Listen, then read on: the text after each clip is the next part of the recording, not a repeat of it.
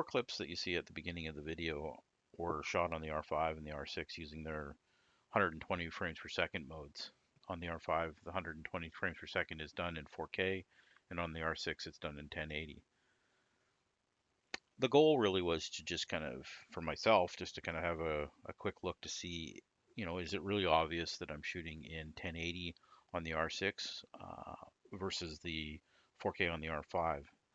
I'd say, and I have access obviously to the files themselves without any YouTube compression. I'd say they're really close, especially when they're upscaled.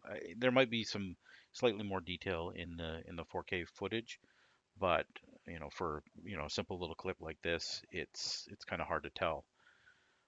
What I figured I'd do, since the clip was just so short, was that I would just kind of show what my workflow is in terms of stock footage, because that's essentially what I use the R5 and the R6 for, is to just capture anything, I do simple grades to it and then upload it to stock sites, and that's pretty much what I do. So my workflow is really quite simple. I've got the clips. I drop them into Premiere. As you can see, I've got a project that I've already got opened. I've actually got the clips already edited in terms of, I've cut them down to 10 seconds a piece. The first clip is from the R5. It's got no grading to it. It's just pure log. Again, the second clip is from the R6. No grading to it at all. No LUTs, nothing applied. And then what I do is I add in the Canon log. In this case, I'm using the Canon log 1 to BT709. I'm using, that's right out of the, let me just kind of show you these right here are all just straight from Canon. On the R5 and the R6, it's just, right now, currently at the time of recording this, it just has Canon log. It doesn't have log 3, log 2. So I grab this, I apply it, and that's it. Sometimes I'll do some slight increases to contrast and that kind of stuff, but most of the time I don't bother, because for stock footage, people really don't want a heavy grade. And once I actually apply any kind of LUT or make any kind of changes on the color correction wheels, the one thing that I found this to be really helpful for my workflow is I go in and I just render in the entire work area. Doing so allows me to move the timeline in essentially real time. Being able to just edit in real time is just such a big thing, especially when you're dealing with the file sizes of the R5.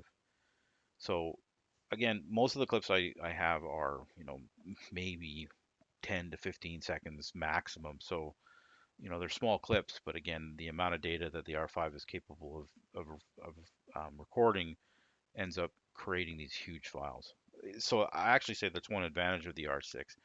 The quality of it is pretty close to what you see out of the R5 when it comes to its 120 frames per second modes, and the file sizes are easier to deal with.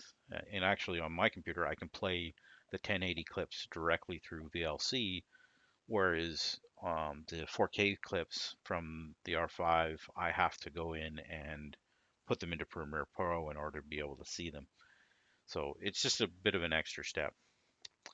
The Once I've actually rendered out the video like I just did, so the whole timeline is basically, it goes to green. It's just easy to be able to scrub through and kind of take a look and do anything that you need to do in terms of, maybe clipping out something, or if you got, I don't know, bad import or anything like that. So it's kind of easy to see. Plus you can see the grades, or the color grade, or the LUT that you've applied much quicker. And then I've always got a preset that I run for my exports. I select the item, uh, and then I just export media. And in this case,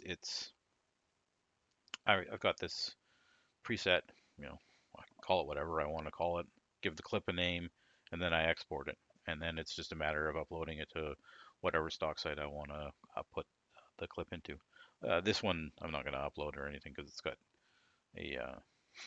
a logo in it. But I just kind of really wanted to have a quick look at the difference between the R5 and the R6 in its 120 frames per second modes. I don't know. It's up to you guys. If you see a huge difference in it, leave some comments down below. And that's pretty much it.